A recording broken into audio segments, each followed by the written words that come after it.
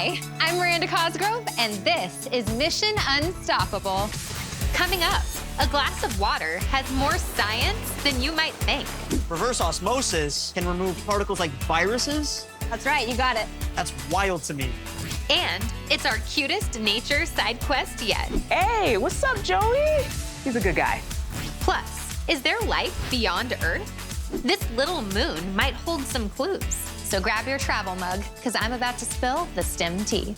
Then, discover how these women are fighting stereotypes and fire. We wouldn't give it up for the world. Get ready to meet the scientists, inventors, and heroes who help make our world a better place. The future is here. The mission, unstoppable. An optimist sees a glass of water as half full. A pessimist sees it as half empty. And a director of research for the Orange County Water District sees it as all in a day's work.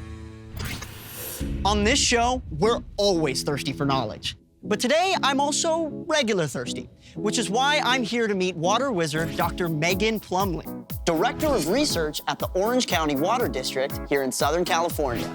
One of my earliest memories of science is when my parents got me a microscope, and I love to collect things and look at them in the microscope. It was really mind-blowing to see what the world around you really looks like when you look close, and that's really what got me interested in kind of all the stuff you can't see and how it works. As Director of Research, Megan leads a team of scientists and engineers, bringing water to over 2.5 million people in more than 20 cities. SoCal has always needed water for everything from agriculture to manufacturing to those scenes where an actor cries in the rain. Neighboring areas import water hundreds of miles through complicated aqueducts, but an extended drought and warming temperatures could dramatically cut that supply, and soon. But the Orange County Water District provides 85% of their community's drinking water from a naturally occurring groundwater basin. And it's only possible thanks to the cutting-edge groundwater replenishment system. Here, treated wastewater, or used water as they call it, that previously was literally wasted and discharged into the ocean, is instead turned into clean, safe, drinkable water to refill the basin. This facility is the largest of its kind in the world. And today, Megan is going to show me the 3 technologies that make it possible, starting with ultrafiltration. So what is ultrafiltration? These hollow fibers, they're all bundled together. So the used water is on the outside, it goes through the membrane and up and out. That filters the water? Absolutely. So if there's little particles in the water, even as small as bacteria, they will stay on the outside of the membranes because they're too large to fit through the microscopic, tiny, tiny holes in the membrane. A human hair, the width of that, this is like 1/1000th of that. Wow. For the pores. While ultrafiltration was impressive, they take it to the next level with reverse osmosis.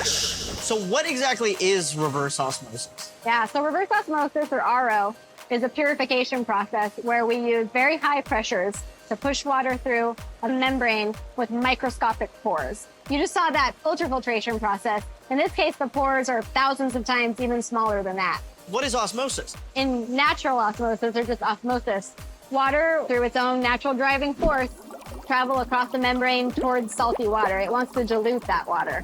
But in this process, we're actually making the water move the opposite way. It's going across the membrane towards the clean, purified water side. At this point, it's nearly drinkable water. The ultrafiltration was removing larger particles like dust, dirt, and bacteria. That's right.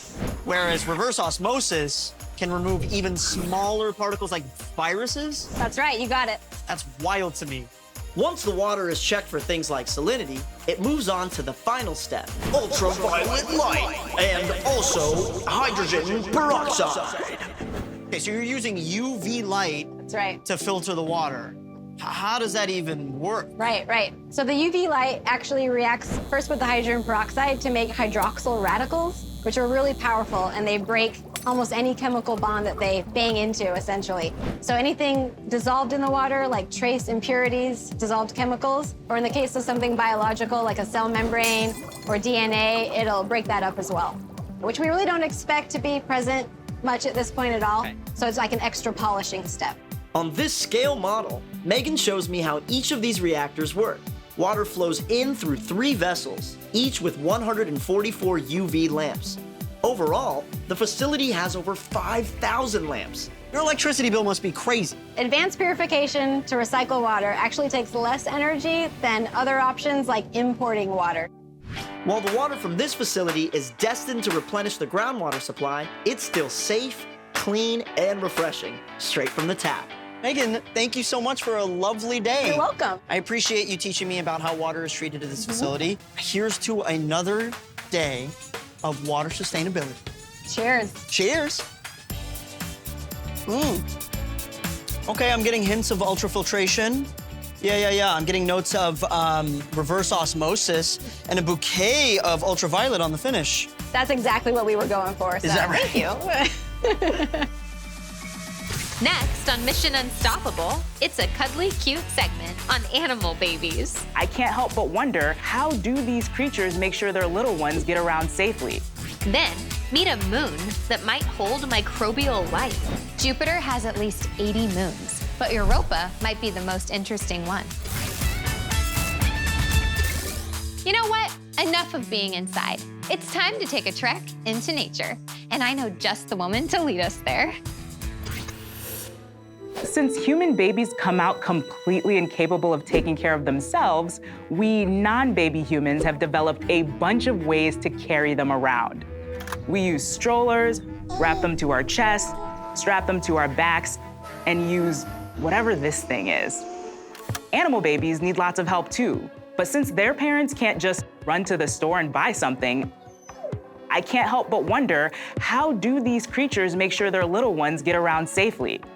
Believe it or not, they have their own version of car seats, baby slings, and even travel backpacks. Hi, I'm Esther. I think nature is awesome, and I want to tell you all about it. So we're gonna learn about how animals carry their babies on today's Nature Side Quest. A lot of animals carry their babies on their backs, like primates and koalas. But one creature really takes things to a whole different level. Meet the giant anteater.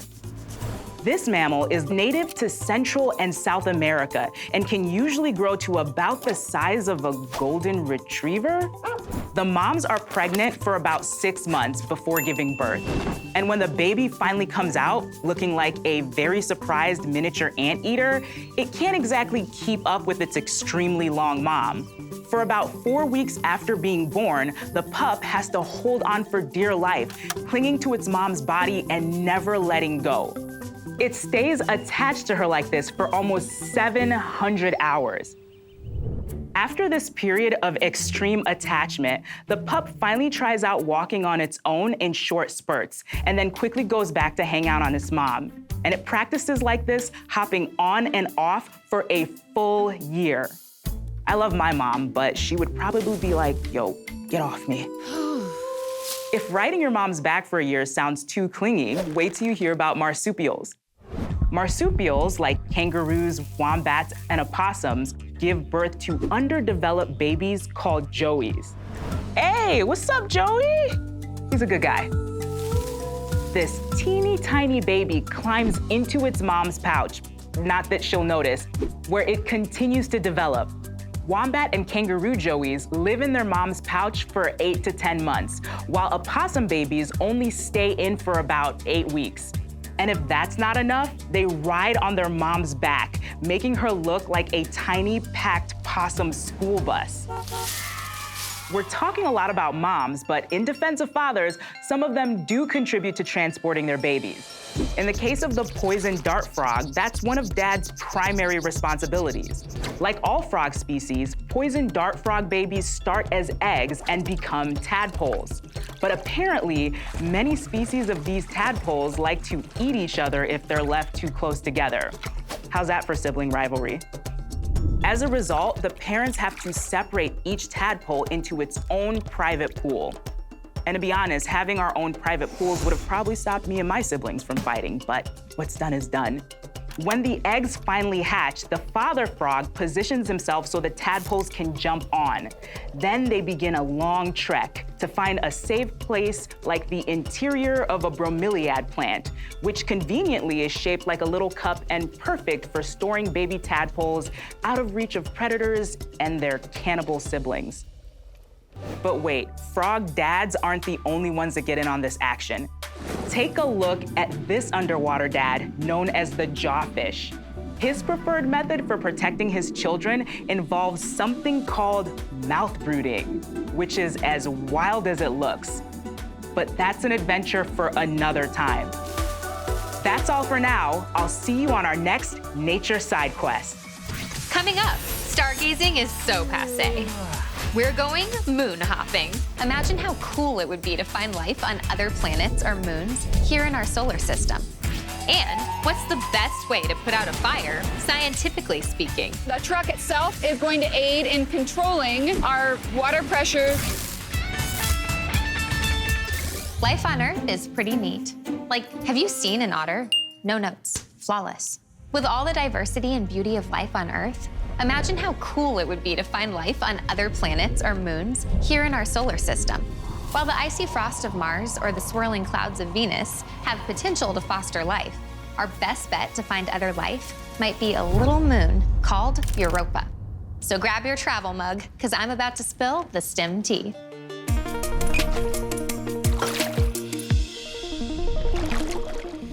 Jupiter has at least 80 moons, but Europa might be the most interesting one. Sorry to the other 79 moons. I still love you, my little babies. There are a few things about Europa that don't just make it one of the most interesting objects in the solar system, but our best bet to find extraterrestrial life. For one, in our solar system, it's the smoothest solid object we know about. Though scientists have observed long lines and cracks on Europa, it's missing large-scale craters or mountains, which indicates the surface is relatively new, much younger than the billions-of-year-old surfaces of other moons. This led scientists to believe that the surface of Europa is actually ice. And below that ice, scientists think there's an ocean of liquid water. There aren't a lot of sopping wet moons in our solar system, so Europa is special. You might be thinking, how is there water on Europa? Why isn't it frozen solid? It's far from the sun, and geologically, you'd expect it to have long ago radiated its heat into space. We think Europa is still geologically active, with a molten core, because of what's called tidal flexing. The close side of Europa is more affected by Jupiter's gravity than the moon's far side. But since Europa has an elliptical orbit, that difference varies. This pulls and stretches the moon, causing the tidal flexing. This friction from this movement could be creating enough heat to keep Europa's core warm, which keeps the salty oceans liquid. And while the satellites we've sent to Europa haven't seen this, the Hubble telescope has detected what could be icy plumes of water erupting off its surface. But you need more than just water for life, and Europa might have those ingredients too. All that heat and tidal flexing could drive geothermal activity on Europa's seafloors, not unlike the hydrothermal vents deep in the oceans of Earth. On Earth, these vents expel nutrients and complex chemicals essential to life, and deep-sea microbes have evolved to feed on those chemicals. These microbes form the base of a food web, not based on photosynthesis energy from the sun, but instead from what's called chemosynthesis. No sun needed, which is great when you're below 15 miles of ice. But you know those plumes we talked about earlier? They might provide a way for satellites to sample the water from Europa's moon without drilling down through 15 miles of rock-hard ice. There are missions from NASA and the European Space Agency being prepped to study Europa and the large moons of Jupiter in more detail, but they won't be there until after 2030. If we discover that life evolved twice independently in a single solar system on both Earth and Europa, it could mean that in places with the right ingredients, life is fairly common throughout the galaxy and beyond. If there's not extraterrestrial life on Europa, it just means life on Earth is even more precious than we thought. Which I'm fine with. Sometimes it's nice to feel special. Next up on Mission Unstoppable. Did you know there's a science to fighting fire? First thing that we do is we check the conditions of the room using our thermal imaging camera. Firefighters have a reputation as heroes. But is that accurate? Yep, sure is. And they do some science, too. We sent Erica to Colorado to learn more. You always hear people say, when I grow up, I want to be a fireman. But what if you want to be a firewoman? Well, you can. And that's why I'm visiting the Golden Fire Department in Colorado. Their team has 77 firefighters, of which 21% are women. We all love it. None of us want to do anything else. We wouldn't give it up for the world. To get in on the fun, I met with Melissa Wynn and this unique team of firefighters. Hi! Hello!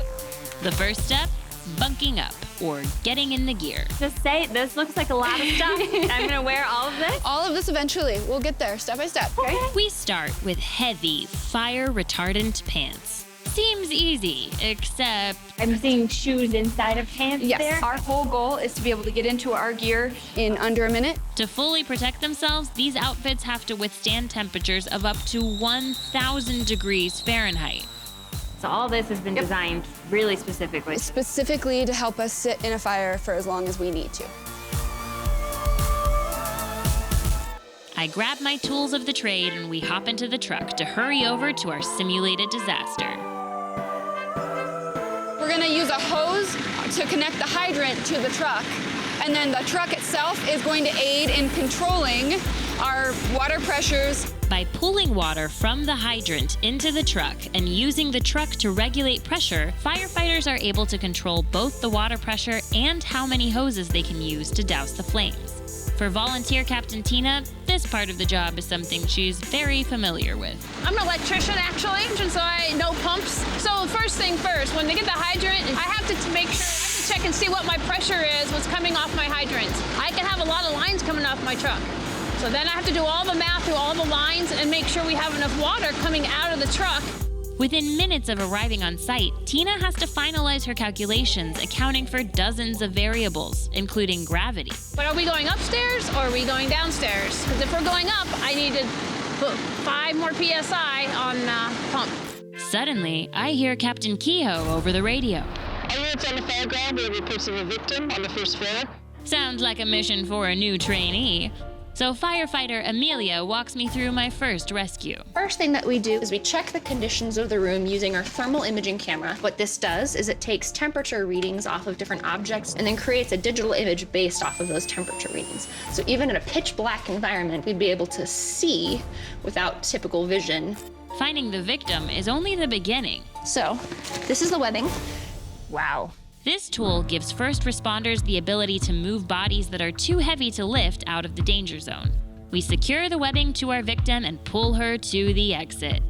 If this was a real fire, we'd hand her off to a nearby team for medical treatment. But that was really cool. Now Captain Kehoe thinks I'm ready for a tougher challenge. So it's time to add some fake smoke to the mix. All right, we're gonna get some smoke in the building. So there's gonna be a lot of decreased visibility. So we're gonna send our crews in to find our victim. The smoke may be fake, but the difference it makes is real.